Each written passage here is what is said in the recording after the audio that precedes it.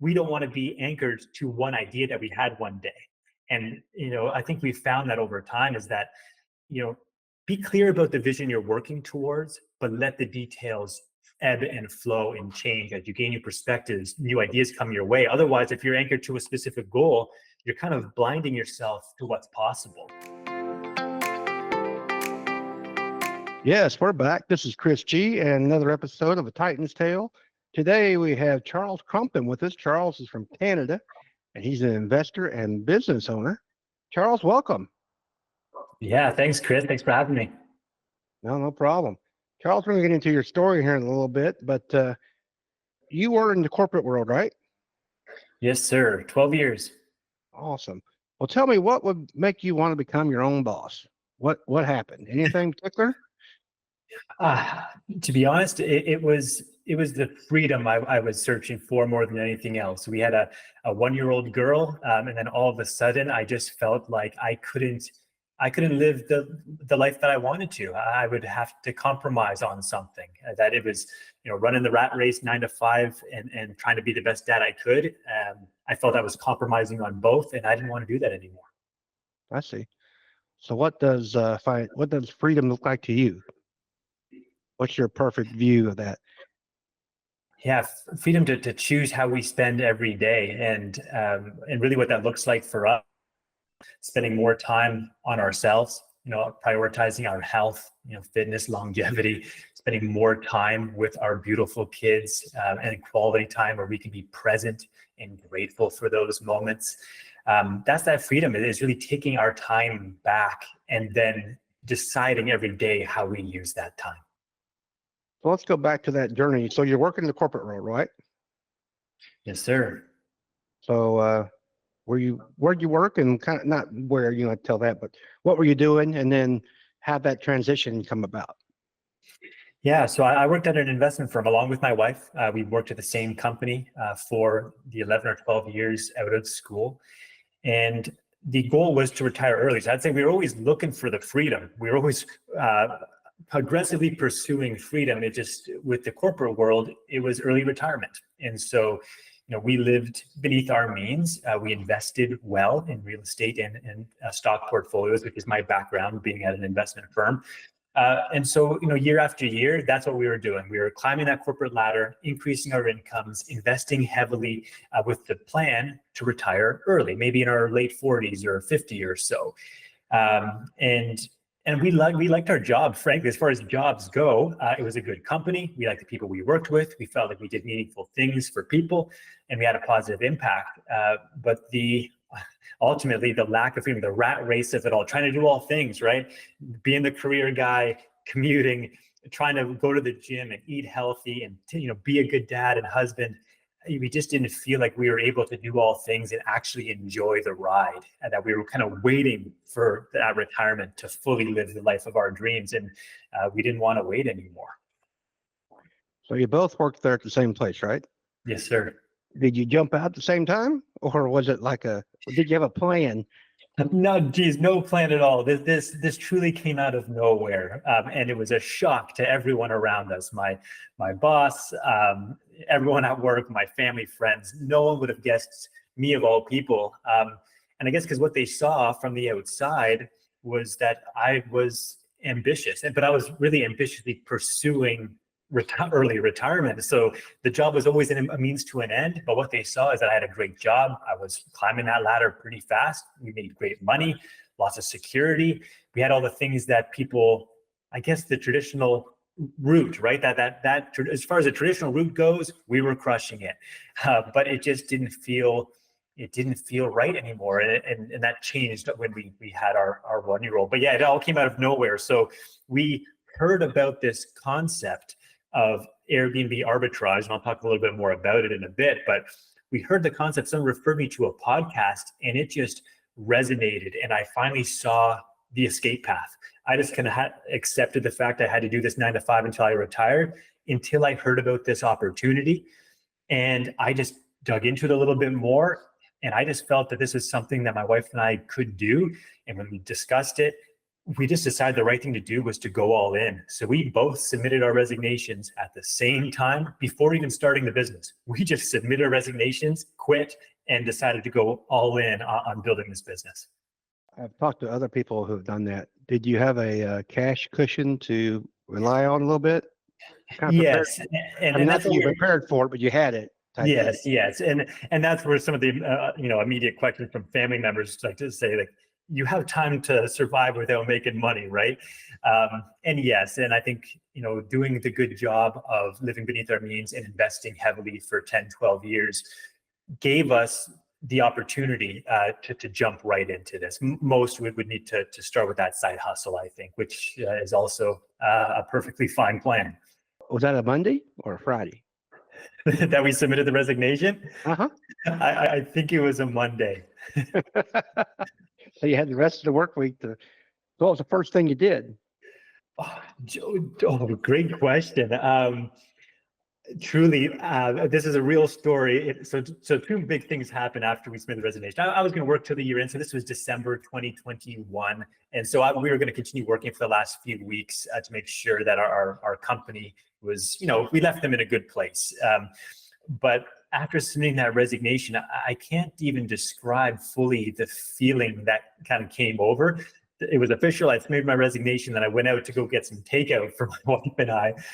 And I legitimately let out, like I screamed out loud in the car. Like it was just this relief of, I'm free. And it was that, it felt that crazy that I can't believe this happened and it happened quickly. And yeah, it was pretty special. But no, those few weeks were pretty normal. I made sure I did a good job of transitioning my work and my responsibilities. And meanwhile, behind the scenes, of course, we were already starting our business operations. Sure. Now, when I left the corporate world, I was reading a lot of books and getting influence from other people and getting ideas and so forth. Now, you mentioned a podcast, I believe. So what kind of resources did you have, or did you guys were listening to or reading that kind of gave you at least the idea or the belief that you could do it yourself? What was that kind of resource did you use? Yeah, good question. And you're right, that's where it started. David Goggins was part of the inspiration for whatever reason. That his book just inspired me to want to live my best life and really unlock that potential. And so that kind of motivated me to make the change. But in terms of the confidence behind the business, I think that came from what my wife and I had accomplished over the previous 10 or 11 years. We really had manifested the life that we had before quitting our jobs. We wanted to live in a nice home in the suburbs of Burlington by the lake, and that's what we were doing. We wanted to save for the future and retire early, and we were well on track to do that. We wanted to climb the corporate ladder. We did that. And we just really had always talked out loud about our goals and what we wanted out of life. And one thing after another, we hit those goals with daily habits that were put in place to achieve those goals. And so we lived life together, we manifested it together. And so when we looked at this business opportunity, I guess we knew that people had been successful doing this. And so that was all we needed, that if someone was successful doing this, then we can be successful too. And we'll figure out the how. And that was it. We didn't know much more than that, other than we will figure it out because we've done and figured out everything else together. You mentioned what opportunity came your way? You mentioned earlier about the what? I never forgot the Airbnb. Is that the opportunity that came? Yes, yeah, that's it. That we heard that concept, that business model, the Airbnb arbitrage concept. And when I heard it on a podcast, it just resonated. And I listened to it one more time. And by the end of that podcast, truly, I listened to it twice. By the end, I knew that this was what I was going to do, that this was going to be the path for me to leave the 9 to 5. And after that, it was just doing the work to make sure that it was viable and that it would be profitable. And once we confirmed it, we quit. It all happened real fast. I heard the podcast in October. We quit 2 months later. Can you give the audience a big picture of what the A to B or B to B, I'm always A to B, B2B arbitrage is about? Yeah. So essentially what we do while we're able to grow this cash flowing business so quickly is that we aren't having to buy any properties for Airbnb. And so what we're doing is we rent these properties from landlords or real estate investors as their tenant, essentially, both tenant and property manager. And that's the value proposition to them. So once we lease a vacant property as the tenant, we invest in the furniture, decor, and supplies to make it into an Airbnb property.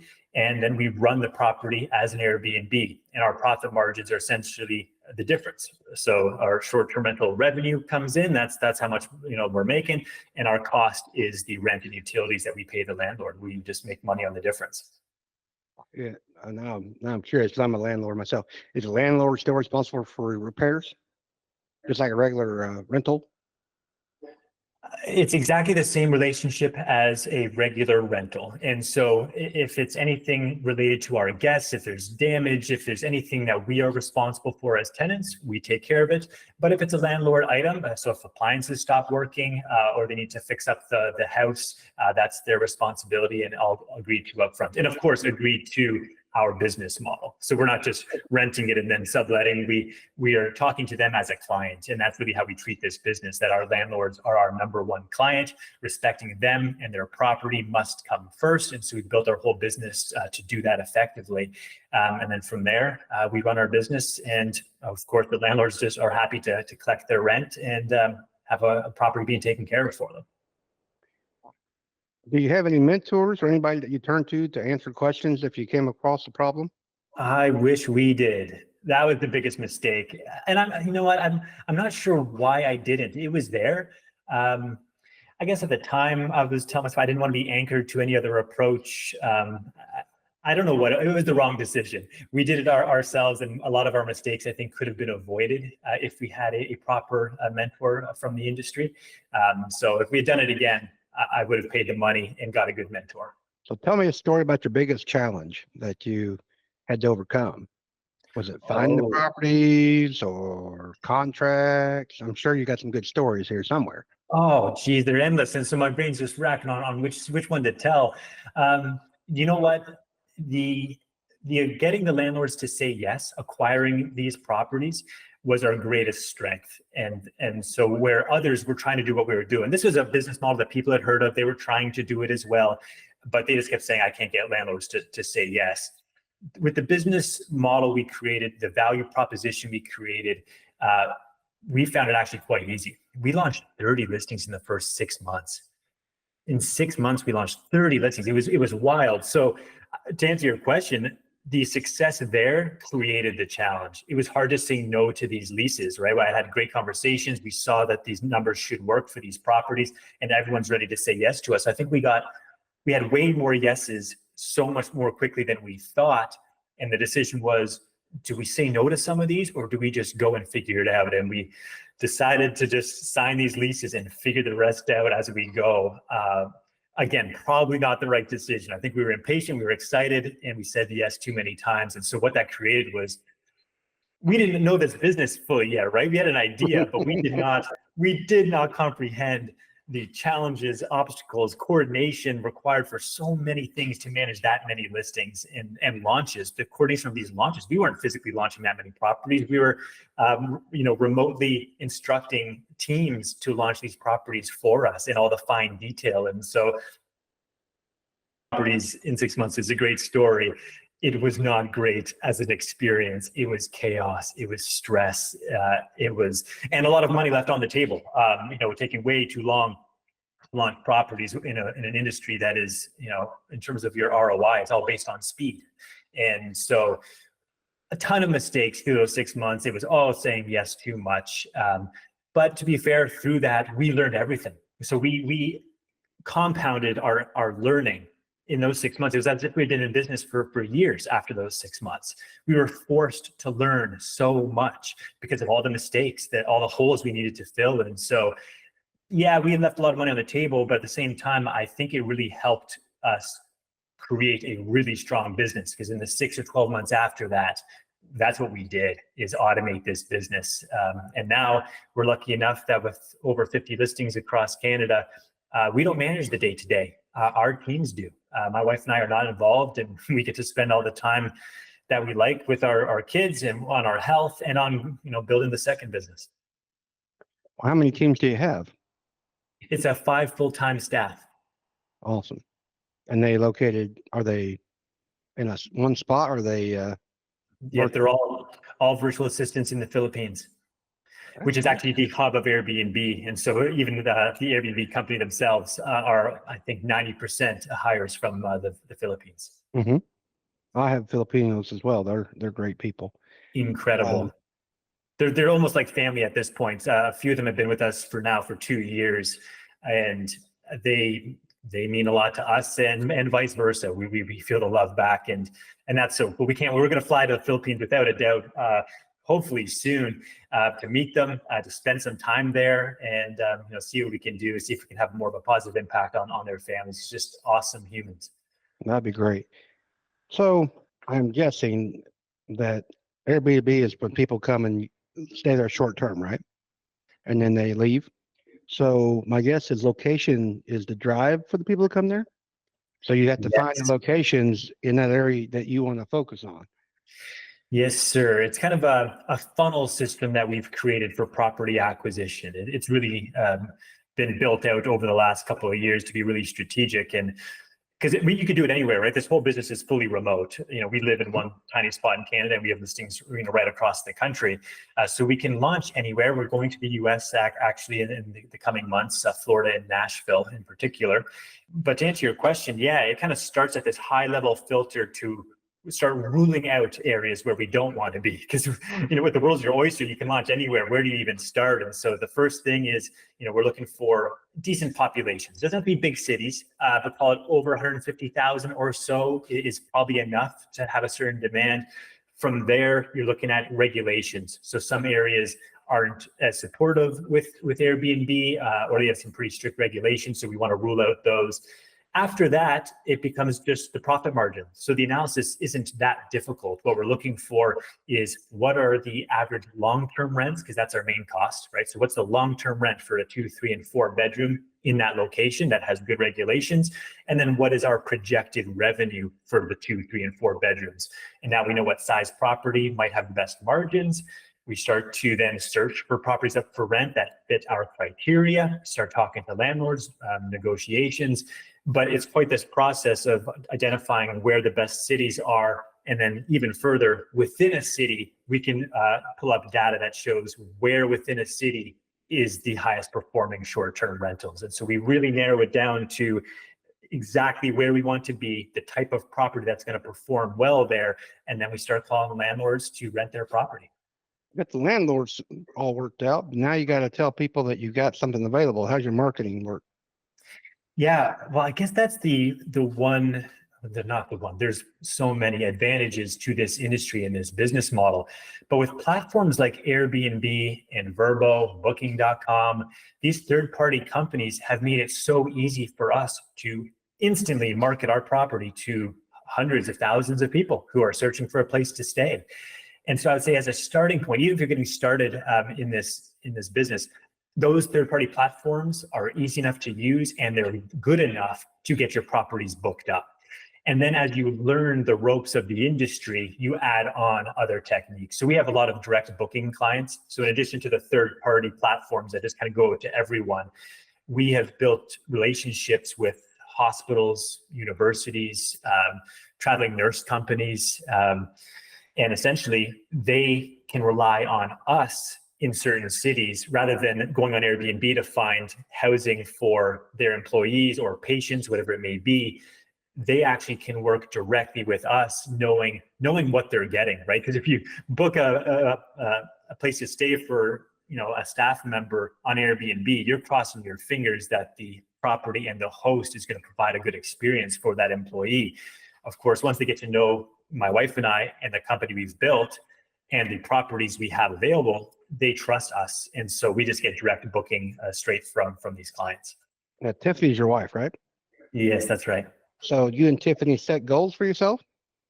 Oh, we are the biggest goal setters around. Yes. Constantly. How's that work?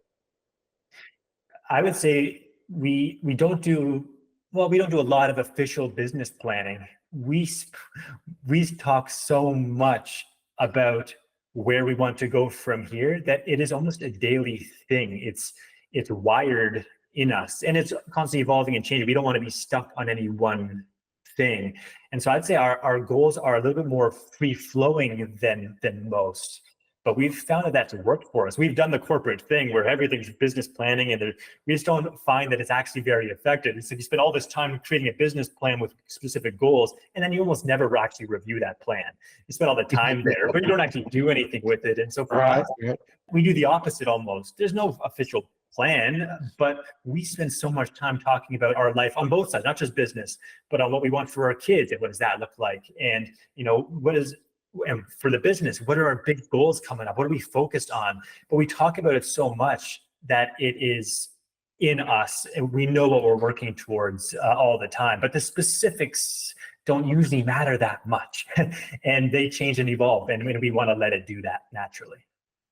You've kind of answered my second question, because I had a follow up to that was, do the goals change? And I've talked to other people that, today's goal sounds really good and you feel real confident about it, but things happen and you have a different perspective a year from now from different reasons, whether your age or your experiences for the last year, whatever. You're always going to make your wishes and dreams kind of change as time goes by. They certainly do. And that's how we have manifested this life together. I'd say the core vision for our life stays relatively constant, right? That the real big vision of the life we want to live, and it's all connected to our values, right? We want to have a positive impact. That's a broad thing. That's not a specific goal. We want to have a positive impact on, the close-knit people around us, and then expanding from there. That's important to us as we live our life. We want to, live to our best potential as individuals and as a couple and as parents. And so these kind of core values of the vision we have for our life remains constant. The details on what it looks like, we're fine to have that free flowing and changing, because especially with a new business, with all the opportunity in the world, we don't want to be anchored to one idea that we had one day. And, I think we've found that over time is that, be clear about the vision you're working towards, but let the details ebb and flow and change as you gain new perspectives, new ideas come your way. Otherwise, if you're anchored to a specific goal, you're kind of blinding yourself to what's possible. And so I find the specific goals are changing constantly. The vision is staying the same. Now, there's a fine line between opportunities and shiny object syndrome too. Yes. That's tough, because It is. I've had the shiny syndrome before. It's like, ooh, you look at that and it's like, let's go that way. And then you look at another one and you go back and you might even do a complete U-turn. You're right. There is that risk there. And I think that when we have those come through, so when we feel like there's a potential opportunity that comes our way, I think we do a pretty good job of making quick decisions, because we are currently focused on a path. And if something comes in that is different from the path that we're on, or an additional thing, we do a quick assessment. Do we want to take this on now? What would come off from our mental bandwidth, or what would need to come off? Is this the right thing now, or is it later? And we make a quick decision to say, no, this isn't the right thing, not happening. This is an interesting thing. Let's put it in the idea folder and revisit it. Or you know what? Now's the time. Iron's hot. Let's strike on this opportunity. But I think making quick decisions as a business owner, we found over time that we didn't do this in the beginning, but now that we're kind of getting used to being entrepreneurs and the shiny object syndrome, we've become very good at making quick decisions so we don't have busy brain of all the things we could be doing. It's no, is this happening now, never, or later?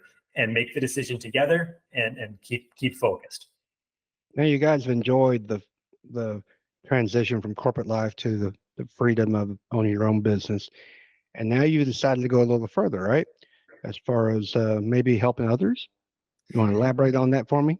Yes, I certainly do. So we've built a second company, an academy, where we are helping other ambitious people who want to live their dream life and escape that 9-to-5. We're helping them create their own business in this industry using the same model that we have. And that's the purpose of that academy. And the academy is about then, so you're teaching them how to be Airbnb as well if they want to go that route. That's right. That is the focus of this academy. And the reason for is we believe, I mean, we can provide some consultation, I'm sure, on anyone looking to escape the 9 to 5 and building their own business from our learnings, without a doubt. But we just know that where our value is greatest at the moment, where we can have the greatest impact, is focusing on helping people start their own short-term rental arbitrage company. That through the last 2.5 years, we have truly become experts in this industry, and the opportunity is quite unique in this industry to get into it and to expand quickly. So we think there's something unique here, and we have everything that we need to provide significant value to anyone wanting to go this route. And so we want to stay focused there. Well, that's a nice niche that you're specialized just in that, and the people who think that that's what they want to do, That's it. Turn to. So that's it. If they see this as something that resonates for them as a business model, something that they think that they could be good at, and if they see this as a potential path to build up side income and maybe one day leave their job early, we can provide everything they need. Skip all the mistakes. We have everything, and we open up the hood. So this isn't like we'll have conversations with you. The program is pretty robust. We have a community of support. So every member is at different stages of building their own business in different locations, and the community acts as this giant hub of information, networking, idea sharing, support. So that's one aspect of it. There's a full-blown curriculum from A to Z on how to build, optimize, and automate this business, taught by me, and it's a learn on your own time, if you like. And then we have live master classes on more of the complex topics on this business model every week. And so between all the different support and resources available, we think we've created something pretty special here, where we can actually help people leave the 9 to 5. So not to get too far in the weeds, but what's one of the first things you tell people who contact you and they have a job? What is it? Just start learning, or is there things they should do first? We essentially share we kind of have a conversation first about who they are, where they're at, and where they're looking to go. We want to make sure that this avenue is the right fit for them. And actually, in my previous life in the corporate world, yes, I worked at an investment firm, but actually through the last number of years where I was working there, my career focused more on leadership development and business coaching. And so, helping people create wealth and understand, paths to get there has been something I've always done. And now I get to do it on a broader scale and have even more impact. But I want to stay true to the proper coaching. We're not selling a product here. We're trying to help change people's lives. And I don't think that's a generic route for everyone. And so the first conversation is really digging into who they are, their time constraints, their financial situation, their appetite for risk, and their experience in real estate or not, really understanding where they're at and what their goals are, and what kind of time commitment they can deliver. And so once we kind of dig into that, I share a little bit more about what this might look like for them. So given their financial commitment, how much money they have on hand, that kind of thing, I'll kind of paint the picture of the roadmap of what's possible in this industry over the next 6 months. What would that look like? And over the next few years. And if that path makes sense to them, including the time commitment required to make it happen, that's where we have this connection where it's like, okay. And then, of course, any other questions they have about it, about the program, about the industry, we're there to answer their questions. But I really want them to be focused on where they're at, where the roadmap could be, and is this the right fit? I talk a lot about letting go, but staying in the know. And what I mean by that is actually people turning their business over to others, like your Filipinos, but then having the information to them so they can help run the business. Yes. So my question to you is in your program, do you help others build their team or train their team? Great question. Yes. And I say this as often as I can. And I believe this is the case for anyone who's building a new business and looking to scale that business, that your ultimate success in building a business is going to be whether or not you can be a leader of people. Because if you're relying on yourself to know everything and do everything, you'll forever be that 2-inch pipe, and you'll be that busy entrepreneur who doesn't actually have freedom at all. And so, yeah, I think that the most important skill that can absolutely be learned, but the most important skill is leadership development of your teams. And so we spend a lot of time here. It started with handing them up, the playbook, the processes, the SOPs. That's where it needs to happen, right? Efficiency, here's how things work. But after they were smooth sailing on the work, the execution, then the focus was, how do we develop these individuals to, take on more responsibility, act like an owner, and that skill set is really what's allowed us to step away more and more from our business, because now we have leaders of our company who aren't going anywhere. They love working with us. They see opportunity for growth. And we know that they are committed to staying with us. And we also trust them because we see it, how they just take over an issue and anyway, that's it. So yes, the long answer short, our masterclass sessions every week is where we kind of dive into the how. How do you hire the right people? How do you know if they're the right fit? How do you develop them over time to really be leaders of your company? So you empower your virtual assistants or your team to do what they need to do. Yes, that's it. Critical. If you're stuck doing the work yourself or feeling like you need to oversee all the work or review all the work, then you're always going to be stuck. You need to find a way to have other people who are working with you taking over the big responsibilities. Cool. I'm going to shift gears just slightly. So as an entrepreneur, business owner, I've been guilty of this myself over the years. I believe I've gotten better at it. Is the life-work balance. And I'm always thinking about business. I don't care what I'm really doing or opportunities and so forth. But you got to get away from that at some point, and spend time with the family.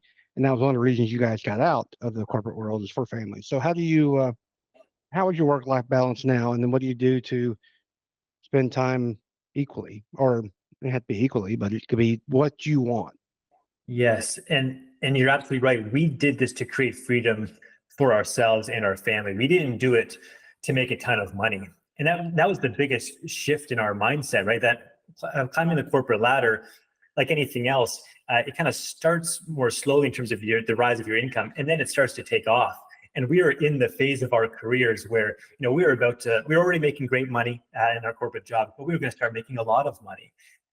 And yet that we no longer wanted it, because it almost felt like they were going to pay us more to handcuff us to essentially take away our freedom. Not it sounds negative, but at the end of the day, they're going to pay us. You're going to have more time involved. Yeah. And that's it. And so we knew before making this decision, it was always the whole purpose of us starting this business was to make sure we were creating freedom. That's why we were doing it. And so if we were going to be stuck working long hours and being distracted with our family, then this wasn't worth doing. And so it was always at the forefront to create that freedom, which inspired, of course, the focus on leadership development to achieve it. And now you're right. We could grow our business more quickly if we wanted to. We can build more businesses more quickly if we wanted to. But the reality is, we spend a lot of time on ourselves and with our family. So a typical day right now, as it stands, I wake up early with my daughter. She gets out of bed at 6:15, 6:30. So I wake up with her. I spend the morning with her. We get them ready for school. We walk them to the daycare around the corner. And my wife and I usually continue our walk for a bit, just get some morning fresh air. We come home and have a big workout. So we don't really start our business day until 10:30 or so most days, after getting exercise and spending time with the kids. We work hard for 5 or 6 hours, and then we go pick up our kids from daycare, spend that quality time with them, have dinner. And then in the evening, sometimes we just relax and hang out, my wife and I, or sometimes I'll jump on some calls or do some work if it calls for it. But it's a pretty flexible, free schedule that we have, with a lot of focus on health and our family. That's nice. So how do you, does your virtual assistants give you reports on a weekly, daily? How do you monitor that type of lifestyle? Yeah, so my wife now, my wife's essentially responsible for the day-to-day operations. Now I'm almost entirely removed. I'm there from a company direction, strategy, acquisition, expanding into new markets. That's kind of my focus. but Tiffany runs the day-to-day, and her main focus in doing that is, as you described, is making sure our teams continue to get better constantly. We as a company want to get better, and so part of that is our managers. There's two of them. Or our supervisors. They have people reporting to them, virtual assistants, a couple, and those two senior supervisors provide reporting into Tiffany, and she meets with them one-on-one every week. And so essentially it's kind of a review of the previous week, review big picture stuff as well, ask what they need from us, potentially close some gaps, work on some things, projects. But she's very engaged from from the human side, to be honest. So yes, we have reporting, but we found that the one-on-one meetings, that human connection and knowing where they're at truly, and feeling, and even having them feel comfortable telling us where they're at, all comes from those one-on-one meetings. If it was all just text, I don't think we'd have that human connection. So that's a big part of it. I totally agree.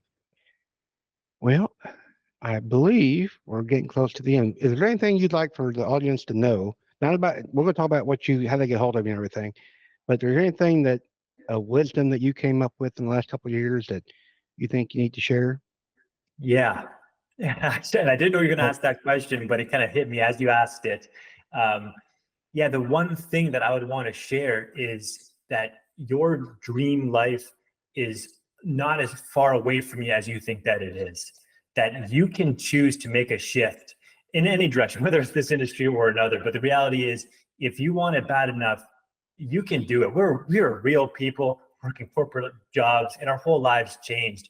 And all it took was, frankly, the courage to start and the discipline to keep going. And that's it. If you have the courage to not care what other people think, or remove that fear of failure, just start. And usually the starting is just learning about an opportunity, and then making the decision to just stick with it. You can do this too. This isn't an outrageous story. We're real people. It happened, and that's it. You can make that shift. You just have to make the decision. Oh, it was a wonderful Titan's tale. Charles, how would somebody want to get a hold of you if they are interested in doing the Airbnb arbitrage, or just connect with you? Yeah, they can follow my Instagram social. That's the @ there is crompton.charles, and so they can follow along. We haven't spent too much time on our socials, to be honest, but we're definitely going to be ramping it up. So if you choose to follow us, I think you'll see a lot of good content, really transparent and genuine behind the scenes stuff. So you'll see a lot about our family and our business operations behind the scenes. And then if you want to reach out, if you're interested in our academy and working with us, you can go to our academy website. It is ce-academy.com and /join now. I'll make sure this is in the show notes properly. But if you go to our website there, there's a book time with me right on that front page, and you will speak directly with me. If you book time, it won't be a team member. Anyone who wants to consider joining our program will speak directly with me. And as always, if you're driving or walking and don't have access to something to write that down or text yourself, you can always go to titanstale.com, look up Charles Crompton, Crompton, and on our directory of guests, and you'll have all that information there as well. Charles, we thank you for your time today. It certainly was a pleasure, and it was a good tale to tell. Yeah, I'm really glad to be here, and I'm glad I had the opportunity. So thanks again, Chris. All right. Bye-bye. Bye for now.